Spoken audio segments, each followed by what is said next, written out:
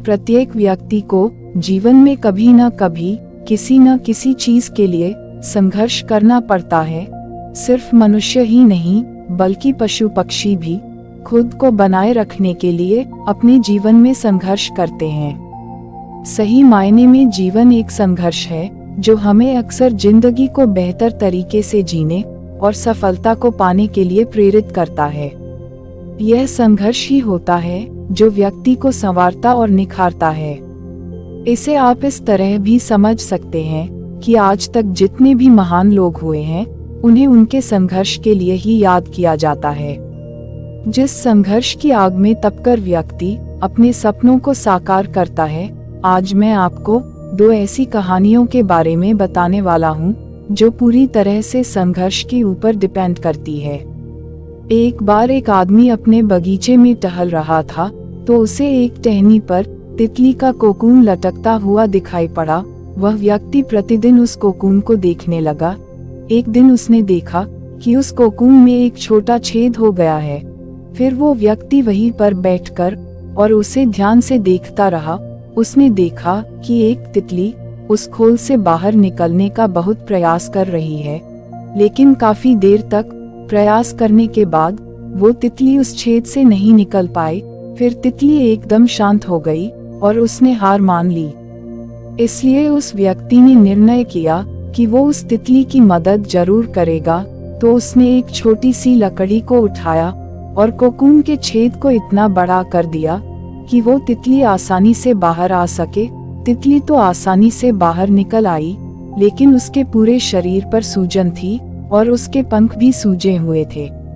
वो व्यक्ति ये सोच रहा था कि तितली अभी पंख फैलाकर उड़ने लगेगी, लेकिन ऐसा हो ना सका, बल्कि तितली को अपना सारा जीवन जमीन पर रेंगकर ही बितानी पड़ी।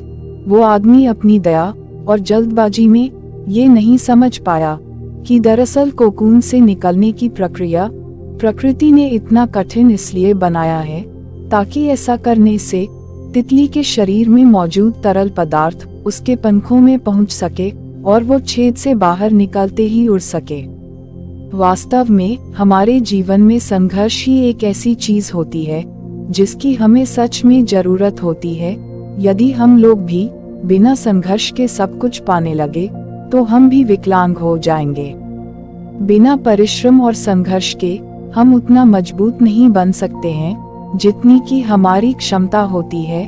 इसलिए जिंदगी में आने वाले कठिन समय को भी सकारात्मक नजरिए से देखना चाहिए। दूसरी कहानी। बहुत समय पहले एक राज्य में एक राजा राज करता था। उस राजा के बगीचे में एक बड़ा सा पेड़ था। उस पेड़ पर एक चिड़ा और चिड़िया रहा करती थी। राजा सुबह और शाम को अपने बगीचे में टहलने के लिए जाता था। एक दिन राजा ने देखा कि चिड़ियों का घोंसला नीचे पड़ा हुआ है। जब नजदीक जाकर देखा तो घोंसले के अंदर 4 अंडे थे, जिसमें से एक अंडा फूट गया था और उसमें से एक चिड़िया का बच्चा बाहर आ गया था।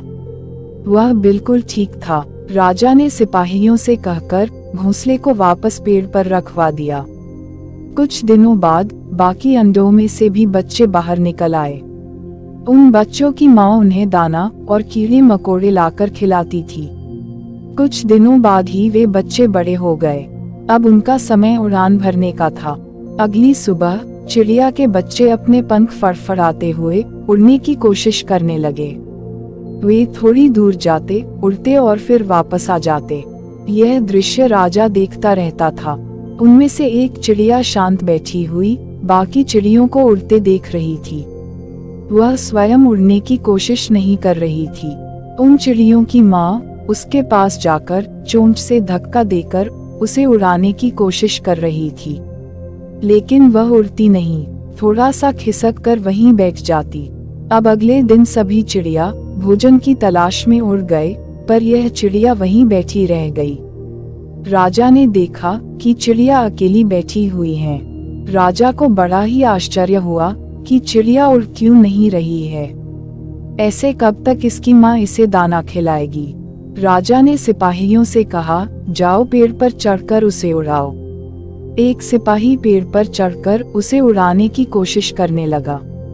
लेकिन वह चिड़िया एक डाल से दूसरी डाल पर भाग जाती, लेकिन वह पेड़ छोड़कर नहीं जाती।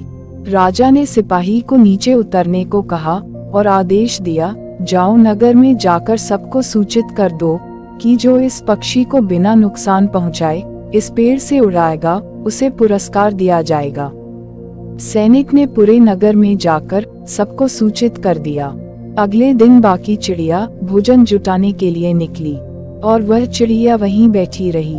कुछ देर बाद ही राजा के बगीचे में भीड़ जमा हो गई। सब लोग तैयार थे। एक एक करके सभी ने उसे उड़ाने की कोशिश की। कोई पेड़ के डाली को हिलाता तो कोई उसे पकड़कर हवा में छोड़ देता, लेकिन वह वापस पेड़ पर आकर बैठ जाती। अंत में सब हारकर वापस चले जाते हैं और राजा भी महल चला आता है। उसी शाम महल में एक बौद्ध भिक्षु राजा से मिलने आता है। वह कहता है, महाराज, मैंने सुना है कि आप कुछ दिनों से बहुत ही परेशान हो चुके हैं और आपके परेशानी के कारण एक पक्षी है जो कि उड़ ही नहीं पा रही है। राजा ने कहा, हाँ, लेकिन कोई भी इसे उड़ा नहीं सका। अब तुम क्या कर लोगे? बौद्ध भिक्षु ने कहा, महाराज, मुझे खबर कुछ देर पहले ही मिली, नहीं तो मैं सुबह ही इस काम को निपटा देता। चिंता मत करिए महाराज, हर दिन सुबह यह अपने साथियों के साथ जरूर उड़ने लगेगी। सुबह मैं इसे उड़ा दूंगा। मैं आज रात यहीं रुकता हूँ। सुबह होते ही वह बौद्ध भिक्षु राजा के पास दौड़ता हुआ आया और उन्हें जगाया। उसने कहा, महाराज जल्दी बाहर आइए, यह देखिए बाकी चिड़ियों के साथ यह चिड़िया भी उड़ के जा रही है। राजा खुश हो गया, लेकिन जब पेड़ की तरफ देखा तो पेड़ की डालियां कटी हुई थी। राजा ने पूछा, तुमने बिना अनुमति लिए इस पेड़ की डाली क्यों काट दी? उस आदमी ने कहा, महाराज, उस चिड़ियों को उड़ाने के लिए पेड़ की सभी डालियां काटना जरूरी था, क्योंकि वह चिड़िया अपने आरामदायक स्थिति में रहना चाहती थी, क्योंकि उसे पेड़ पर ही बैठे बैठे सब कुछ मिल रहा था।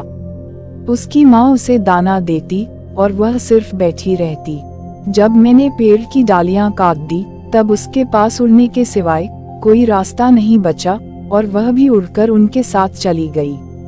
और अब वह जिंदगी की तकलीफ और खुशी का सही अनुभव कर पाएगी। राजा ने बौद्ध भिक्षु के सोच की तारीफ की और उसे पुरस्कार देकर विदा किया।